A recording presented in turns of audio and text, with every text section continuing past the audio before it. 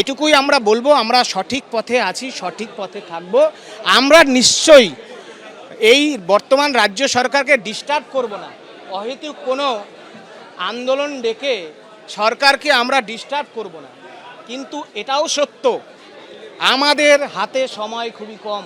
মুখ্যমন্ত্রী যেন আমাদের ডেকে একটু কনফিডেন্সে নেন এবং নেতাজি ইন্ডোরে প্রাক্তন মুখ্যমন্ত্রী মমতা ব্যানার্জি যে মিথ্যে প্ল্যান এবিসিডি ভাষণ দিয়েছিলেন, নতুন মুখ্যমন্ত্রী যেন সেই নেতাজি ইন্ডোরে স্বপ্নের, সত্যের, বেঁচে থাকার, দুর্নীতির বিরুদ্ধে বার্তা দিয়ে চাকরিহারাদের কনফিডেন্সে নেন, বাংলার মানুষকে যেন একটু আশ্বস্ত করেন। আমরা all West Bengal part time teachers welfare association HS সেকশনে, যেগুলো ম্যানেজিং কমিটি দ্বারা নিযুক্ত, তারাই এসছে। আমরা এখানে 2000 জন এসেছিলাম এবং আমরা গত সরকারের কাছে জানিয়েছিলাম যে আমাদের জন্যই যখন এইচএস সেকশনগুলো চলছে, ক্লাস নিচ্ছি, আমাদের মধ্যে কেউ কেউ এইচএসের খাতাও দেখছি এবং আমাদের জন্য স্কুলে সাবজেক্ট পারমিশন হচ্ছে, ফুল টাইম স্যারেরাও সেখানে নেই। তাই আমরা এতদিন যখন করে এসেছি, আমাদের একটা সরকারি স্বীকৃতি দেওয়া হয়, আমাদের একটা আর্থিক দায়ভার নেওয়া হোক এবং আমাদের পরীক্ষার জন্য একটা অভিজ্ঞতা নম্বর দেওয়া হন। সেখানে আমাদের নতুন মুখ্যমন্ত্রী আমাদের জানিয়েছেন যে আমাদের সরকারি স্বীকৃতি বা আর্থিক দায়ভার উনি নিতে পারবেন না, কিন্তু নতুনভাবে পরীক্ষায় বসতে বললেন এবং অভিজ্ঞতার নম্বর দেওয়া যায় কিনা সেটা বিবেচনা করে দেখবেন। অর্থাৎ বিভিন্ন সমস্যা নিয়ে মানুষ আসছেন এবং সেখানে এসে তারা কিন্তু জানাচ্ছেন, অনেকে বিচার পাননি এবং সেই বিচারের বিষয় কিন্তু তারা সামনে তুলে ধরছেন মুখ্যমন্ত্রীর কাছে এবং মুখ্যমন্ত্রী তাদেরকে সুবিচারের আশ্বাস দিচ্ছেন। সেই তথ্যও কিন্তু আমাদের সামনে উঠে এলো এই সরাসরি সম্প্রচারে। একদমই শিবাশিস, তুমি আমাদের সঙ্গে থাকো। অর্থাৎ সমাজের সমস্ত স্তরের মানুষজন তারা নিজেদের অভাব, অভিযোগ, সমস্যার কথা জানাতে সরাসরি মুখ্যমন্ত্রীর কাছে পৌঁছতে এই জনতার দরবার কর্মসূচিতে ভিড় জমাচ্ছেন। চাকরিহারা যোগ্য শিক্ষক সুমন বিশ্বাস, তিনিও মুখ্যমন্ত্রীর সঙ্গে দেখা করেছিলেন। তিনি কি বলেছেন শোনাবো। এটুকুই আমরা বলবো, আমরা সঠিক পথে আছি, সঠিক পথে থাকব। আমরা নিশ্চয়ই এই বর্তমান রাজ্য সরকারকে ডিস্টার্ব করব না। অহেতুক কোনো আন্দোলন ডেকে সরকারকে আমরা ডিস্টার্ব করব না। কিন্তু এটাও সত্য, আমাদের হাতে সময় খুবই কম। মুখ্যমন্ত্রী যেন আমাদের ডেকে একটু কনফিডেন্সে নেন এবং নেতাজি ইন্ডোরে প্রাক্তন মুখ্যমন্ত্রী মমতা ব্যানার্জি যে মিথ্যে প্ল্যান এবিসিডি ভাষণ দিয়েছিলেন, নতুন মুখ্যমন্ত্রী যেন সেই নেতাজি ইন্ডোরে স্বপ্নের, সত্যের, বেঁচে থাকার, দুর্নীতির বিরুদ্ধে বার্তা দিয়ে চাকরিহারাদের কনফিডেন্সে নেন, বাংলার মানুষকে যেন একটু আশ্বস্ত করেন।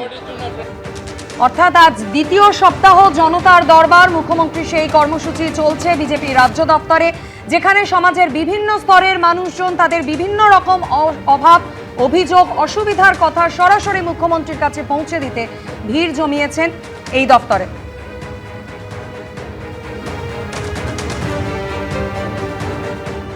আমরা গ্রাম পঞ্চায়েতের আয়ুষ মেডিকেল অফিসার, কন্ট্রাকচুয়াল সার্ভিসের সঙ্গে যুক্ত। দীর্ঘ 13 বছর আমাদের কোনো রকম কোনো বেতন বৃদ্ধি হয়নি। মুখ্যমন্ত্রী যেটা বললেন যে আমাদের রাজ্য ছাড়াও অন্যান্য রাজ্যতে এনএইচএম অর্থাৎ জাতীয় স্বাস্থ্য মিশনের অধীনে যে পরিকল্পনা বা যে অনুযায়ী সমস্ত ডাক্তারবাবুদের কার্যক্রম এবং বেতন কাঠামো রয়েছে, আমরা আগামী দিনে সেই পরিকাঠামো বা সেই বেতন কাঠামোর মধ্যে আপনাদের নিয়ে আসবো। আমরা আশ্বাস পেয়ে খুশি এবং এটা অভাবনীয় সত্যি কথাই যে আমরা এর আগে বহু চেষ্টা করেও বিগত রাজ্য সরকারের মুখ্যমন্ত্রীর সাক্ষাৎ পাইনি।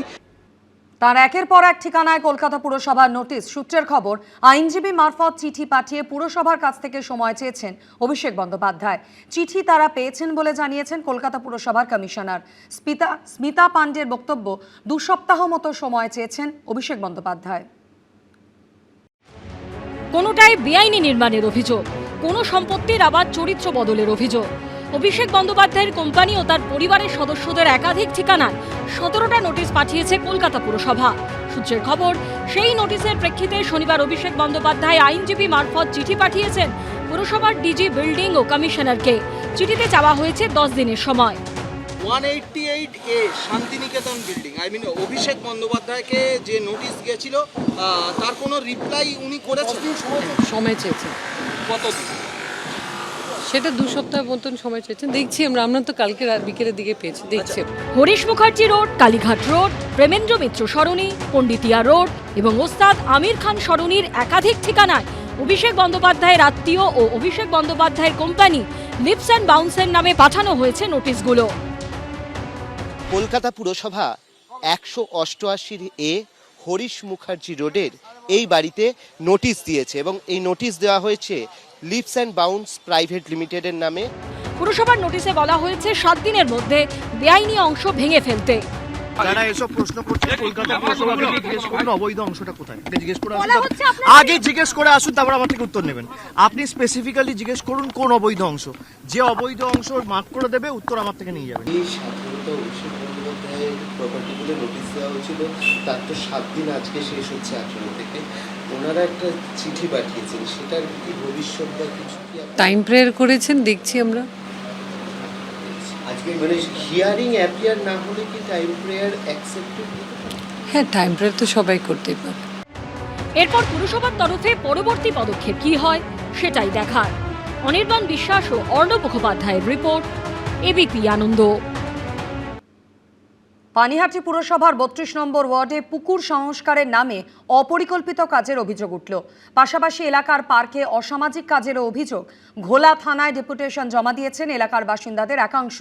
পুরসভার বৈঠকে বিষয়টি নিয়ে আলোচনার আশ্বাস দিয়েছেন ভাইস চেয়ারম্যান। এলাকাবাসীর সাধের পুকুর ছেয়ে গেছে পানায়, জলে ভাসছে মদের বোতল, আশেপাশে জমে রয়েছে আবর্জনা স্তূপ। এই ছবি পানিহাটি পুরসভার 32 নম্বর ওয়ার্ডের। অভিযোগ, এলাকার জলাশয় সংস্কারের নামে আরও ক্ষতি করেছে পুর কর্তৃপক্ষ। জলাশয়টা ছিল আমাদের কাছে একটা সম্পদ, হঠাৎ সংস্কারের নামে এর পুরো জলটাকে খালি করে দিল। অবৈজ্ঞানিক এবং অপরিকল্পিতভাবে 4 তলা সমান একটা জেসিবি মেশিন এই নরম পাড়ের উপর দিয়ে চালিয়ে গোটা অঞ্চলে ধস নামিয়ে দিয়েছে।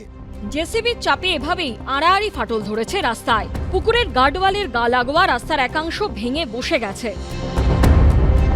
আমরা এই মুহূর্তে রয়েছি পানিহাটি পুরসভার 32 নম্বর ওয়ার্ড ঘোলা সি ব্লক লেখায়। সেখানে দেখা যাচ্ছে প্রকাণ্ড জলাশয়, সেই জলাশয়ের সংস্কারের নামে এলাকায় রীতিমতো তাণ্ডব চালানো হয়েছে। আর এই মুহূর্তে যে দেখা যাচ্ছে জলাশয় সংলগ্ন রাস্তা, সেখানে ফাটল দেখা দিয়েছে এবং রাস্তার পাশে যে সমস্ত বড় বড় গাছ কেটে ফেলা হয়েছে।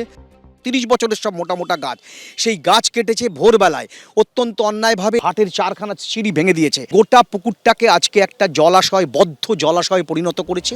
সংস্কারের কাজে যে গলদ ছিল মেনে নিয়েছেন তৃণমূল পরিচালিত পানিহাটি পুরসভার ভাইস চেয়ারম্যানও। যে ইঞ্জিনিয়ার কাজ করাচ্ছে তার অভিজ্ঞতাটা থাকা উচিত ছিল। ইঞ্জিনিয়ার বলবে এই কাজ এইভাবে হবে, ইঞ্জিনিয়ার দেখেনি, রাস্তায় ফাটল ধরেছে এবং সে ভেঙে গেছে, ওই পাড় ভেঙে গেছে। সিআইসি মিটিং আছে 28-29 তারিখে, আমরা সেখানে তুলব। এখানেই শেষ নয়, এলাকার বাসিন্দাদের একাংশের অভিযোগ, পুকুর লাগোয়া পার্কে সন্ধে হলে শুরু হয় অসামাজিক কাজকর্ম। দিনের পর দিন চুপ থাকলেও রাজ্যের সরকার বদলাতেই এবার গর্জে উঠেছেন বাসিন্দারা। রবিবার ঘোলা থানায় জমা দিয়েছেন ডেপুটেশন। এখানে দিন রাত অসামাজিক কাজ চলছে। সন্ধ্যা হলেই সব মদ আড্ডা নিয়ে বসে পড়ে। পুলিশকে আজকে আমরা জানিয়েছি এই বিষয়টা, পুলিশ বলেছে তারা স্টেপ নেবে। রাজ্যে পালাবদলের পর একে একে মুখ খুলতে শুরু করেছেন সাধারণ মানুষ। ঠিক একই ছবি ধরা পড়ল পানিহাটি পুর এলাকার 32 নম্বর ওয়ার্ডে। তাদের বক্তব্য যে জলাশয় সংস্কারের নামে এলাকায় যে তাণ্ডব চালানো হয়েছে, গাছ কাটা হয়েছে, রাস্তায় ফাটল ধরানো হয়েছে, তার প্রতিবাদে তারা সরব হয়েছেন। ক্যামেরায় শুভঙ্কর লাহার সঙ্গে সমীরণ পাল, এবিপি আনন্দ, উত্তর 24 পরগনা। এবিপি আনন্দ, এগিয়ে থাকে, এগিয়ে রাখে।